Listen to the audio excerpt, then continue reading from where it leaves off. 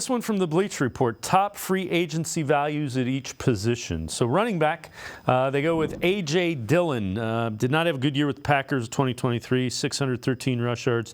Fewest since his rookie season, 3.4 yards a carry, career low, scored just 2 touchdowns. 25-year-old former second-round pick who's averaged over 4 yards carry in each of his first 3 seasons.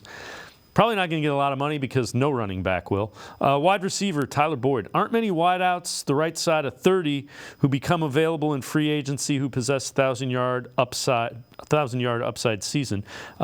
Will likely sign for less than $10 million a season. That would be Boyd. And then this guy's name keeps popping up a little bit. Dorrance Armstrong might be a value, but he isn't going to be cheap. A contract averaging north of $10 million a season, real possibility. Increasing his role. Armstrong absolutely capable of posting a 10-sack season. Is he the kind of younger guy that you could see added to that defensive end rotation, do you think? He's a guy, again, that, you know, he's stuck behind Lawrence and Parson in Dallas and still able to get decent amount of sacks.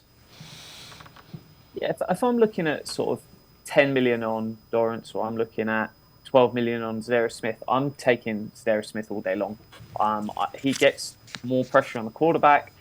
We know he works in Cleveland, and it's always a risk. Anytime you sign another player's free agent, will they do exactly what they've done there in another team? Obviously, it's easier with an edge. There's less chemistry that you need compared to a wide receiver, O-line play, bits like that. But for me, I'm completely content with Zadarius Smith. I'd bring him back.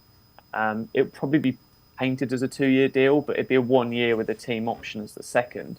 And that way, if suddenly Wright takes a step forward, Isaiah McGuire takes a step forward, you might be able to just drop Smith off next offseason. And then you're going in a different position of having lots of young, exciting talent coming through.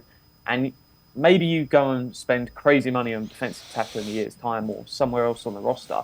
But I would say Zadarius Smith ticks all the boxes they need. For me, that's a really smart move to bring him back. What about a free agent running back? Do you think they do that at the lower end? Zach Moss, those kind of guys? Yeah, I think 4 million in your sort of Zach Moss, your A.J. Dillon, Devin Singletree one that really stands out to me. I think that makes a lot of sense.